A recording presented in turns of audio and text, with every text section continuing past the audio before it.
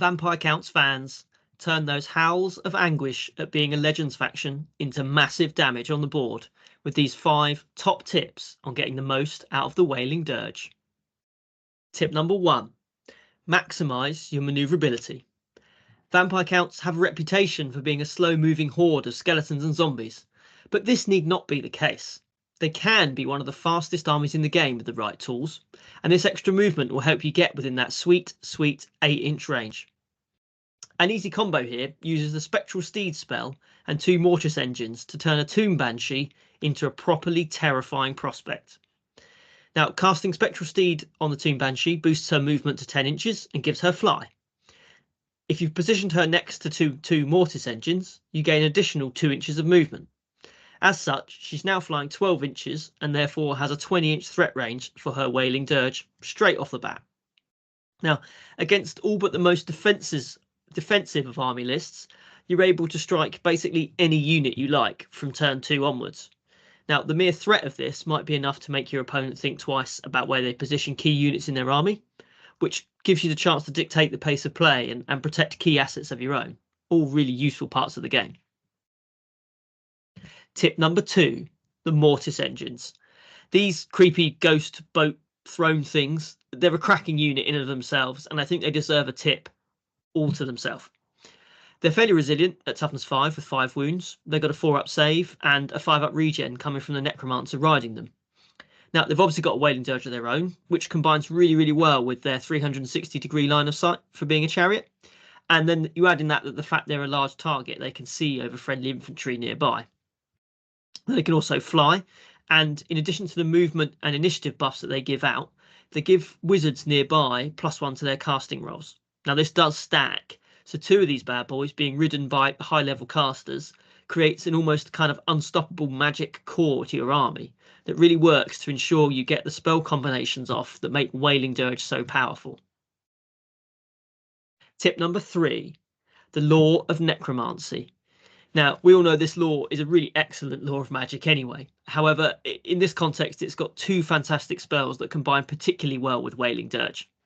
First up is the Spiritual Vortex. Now, this creates a large blast template with an aura of -1 leadership and taking away your opponent's ability to use their general's inspiring presence.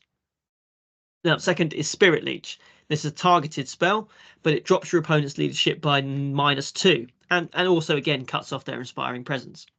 So if you're able to get both of these spells off, bearing in mind the Mortis engine combination from earlier, and your opponent basically means they're taking their Wailing Dirge leadership tests at a huge -5. Now, this will basically end in even the most stubborn units in the game are very likely to start dropping wounds really quite quickly to even just a couple of screams. Your opponent can't really afford, therefore, to leave their big monster or expensive heavy cavalry unit where they can be caught out by this. And again, feeds into your positional advantage on the tabletop. Now, and hopefully convinces them to stay well back from your lines. Tip number 4, Hellish Vigor. So you've used all our examples earlier. You've used your Mortis engine, you've got your Tomb Banshee jumped out, or your gorgeously painted Terrorgeist is now jumped forwards, stood out in the open, killed your opponent's prize unit with its scream, but it's effectively now in front of your opponent's army with its junk swinging in the wind. So enter Hellish Vigor. Now, another spell, so a lot of this is magic based, but it's another spell, it's the Vampire Count signature spell. It allows you to dish out the reserve move special rule to one of your units, or with a high enough casting roll, all of your units. Now, ties in again to the earlier tips about maneuverability, and it helps kind of stop the Wailing Dirge from being a one-shot only rule. It allows you to keep reusing it, because with the reserve move rule, you can jump your screaming units forwards, do the Wailing Dirge, and then just jump back to safety. So you can use this just simply to jump back behind your lines where you're safe from being charged if you're using a Banshee. Or you can actually start playing around with the terrain on the board, have a unit pop out from behind a wood, do the Wailing Dirge, and then reserve move back out of line of sight. Now, it doesn't have to be used defensively either. There's nothing to stop you jumping your Terrorgeist forward as fast as it can go, using the Wailing Dirge to clear maybe a screen of skirmishers in front of your opponent's war machines, sort of units that would previously have held the Terrorgeist up for a turn, and then basically just reserve move into the gap that you've created. This allows you to put huge pressure on an area of the board your opponent might previously have thought was safe. Tip number 5, nobody is safe. Now, the way the Wailing Dirge is written, it gives you so many useful caveats that you can absolutely make the most of. There's a couple of things here. Now, the first, which I'm really keen to try out, is the Wailing Dirge actually ignores the usual rules for targeting lone characters, meaning you can pick out those pesky wizards hiding behind your opponent's battle lines, or even choose to try and take down the buffing battle standard bearer that's again hidden at the back of the board, that's letting your opponent re-roll all those terror tests and the fear tests that you often can be relying on for a lot of your damage as a Vampire Counts player. Now, target that correctly and you can cause huge disruption in an unexpected quarter for your opponent. Now, clearly, picking out units behind others will need some practice, as you do need to be line of sight. This is worth thinking about using really aggressively if you can.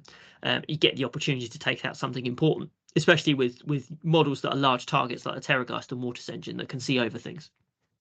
Now, secondly, this rule allows you to scream into combat, and that includes the combat that you're in yourself, which means that if you've played the Vampire Count game and bogged down a really expensive super elite enemy unit with just a horde of shambling zombies loyally doing their business for your vampire,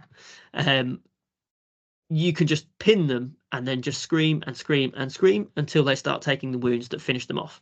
Now, also really helps as well from a defensive perspective. If your Mortis engine finds itself bogged down after something crumbled away and allowed your opponent to overrun into them, just scream your way out of combat. Now, because of all these little rules, interactions, and all the different combinations that we've spoke about before, there's not many options your opponent has to stop you screaming at them especially once battle is joined in the middle of the board. And ultimately, if they try and stay clear of your screamy units with their best units, this can give you a huge positional advantage in the game that you wouldn't normally expect perhaps a slow-moving Vampire Counts force to have.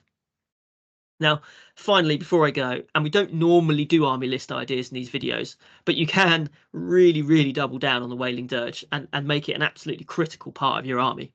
Now, you can run a list that's got 2 Mortis engines in it, 2 Banshees, and 2 Terrorgeists. And I think put all that together and you and your opponent will be quite shocked by the sheer damage output it can bring to bear in the right situations. So there we have it, folks. The chilling howl of a restless spirit is an omen of death and despair, capable of crippling even the most resilient prey. Hopefully, listener, viewer, now you too feel like you can make the most of the Wailing Dirge. I hope you enjoyed this video. Have I missed anything? If so, let me know in the comments below. Really, really keen to hear your thoughts. And regardless, please do like the video. We're still trying to grow the channel. Share it with all of your undead friends. And please do subscribe to the Old World 6++ for more Old World top tips.